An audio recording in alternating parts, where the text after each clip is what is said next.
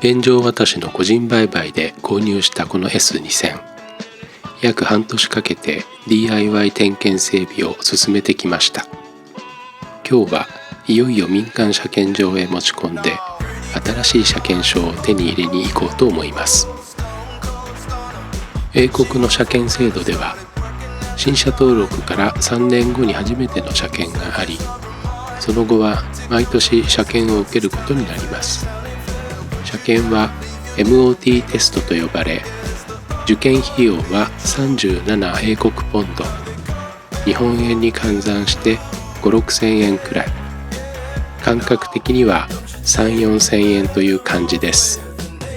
日本の民間車検業者が設定する基本車検費に比べるとかなり安価です。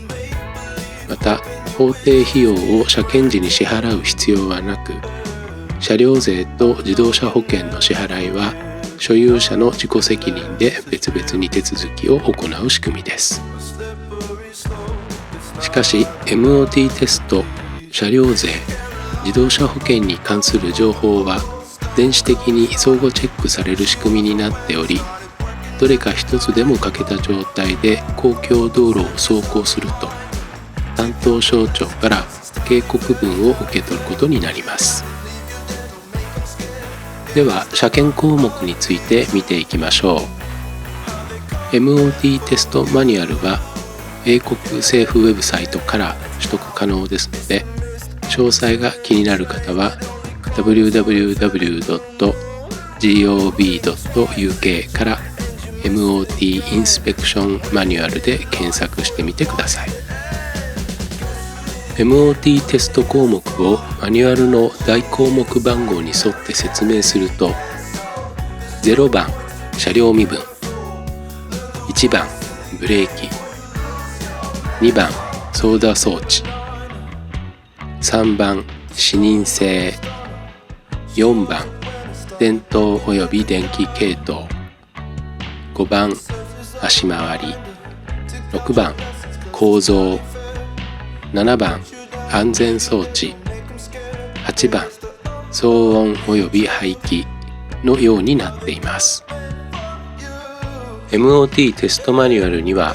エンジン、クラッチ、ギアボックス以外のパーツが検査対象であるという記載があり、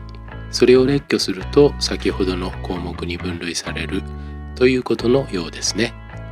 日本でもおそらく同じでしょう。ただ細かい違いはあるかもしれません。例えば英国の MOT テストでは排気音の検査は検査官の感覚で判断と定められている一方で、排出ガスの検査は分析機を用いて行うなど興味深い強弱がつけられています。今回の MOT テストに要した時間は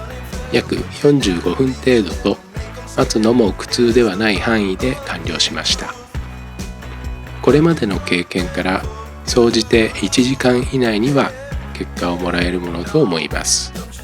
ただ予約時刻に始まったことは英国ではかなりレアな出来事でした。もちろん MOT テストに合格しない場合もあり、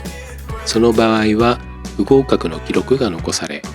不合格の理由が渡され、一旦持ち帰って自分で部品を調達し、整備を行い、再予約をして MOT テストにチャレンジすることになります。合格証の内容は1番ビークルアイデンティフィケーションナンバー、2番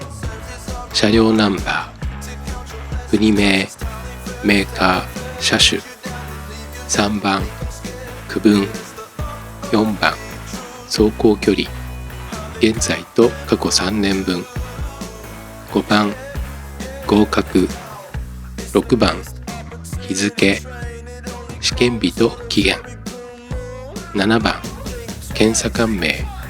というようなとてもシンプルなものです。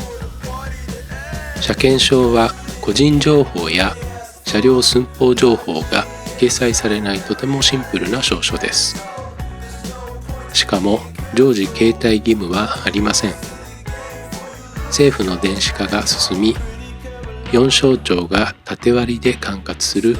所有者、車検、税金、保険の各情報が紐づき、警察が内部利用可能だからです。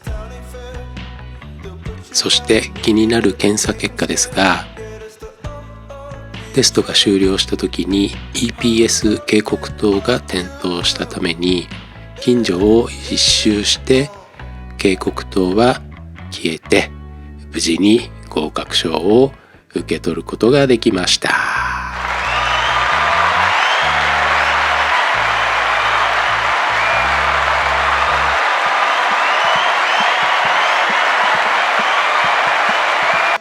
すっかり日が傾いてぼーっと運転していますけれども、やっぱり緊張していたのでしょうか。車検に合格した嬉しさよりも安堵感の方が大きかったようです。しかし頭の中は次の整備アイテムのことでいっぱいです。マウント類とベアリング類の発注作業と、